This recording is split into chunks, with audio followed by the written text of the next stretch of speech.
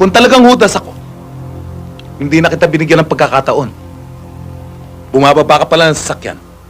Tinumba na kita. Pati na yung dalawang alalay mong gago. Pero hindi ko ginawa. Dahil kung malaki atraso mo sa akin, mas malaki atraso mo kay Moreno. Kaya kailangan tubusin si Miss Carla sa amo kong si Mr. Moreno bilang kapalit ng buhay mo. Kung mahal mo siya. Huwag mong sayangin ang oras ko. Saan ko siya matatagpuan? Sa rest house ni Moreno sa Antipolo, Barrio Sumulong. Madaling makita yung bahay na yon. Nag-iisa lang yon.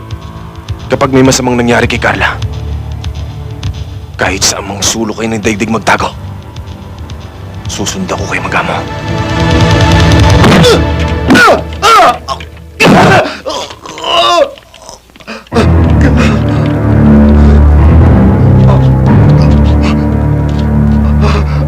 Mauna ka na. Sabi mo sa amo mo, darating ako.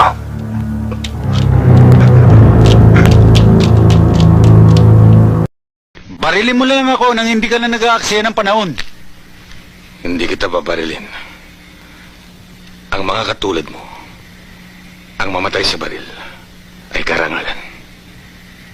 Hindi kita bibigyan ng ganyang kasiyahan.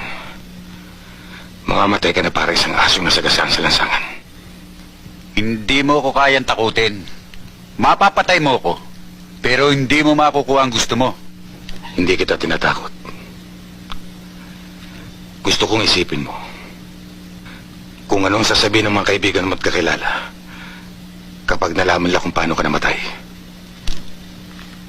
Nasagasaan at nadurog.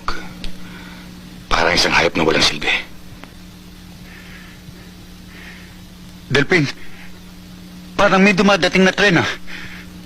May sasabihin ka? Sasabihin? Wala.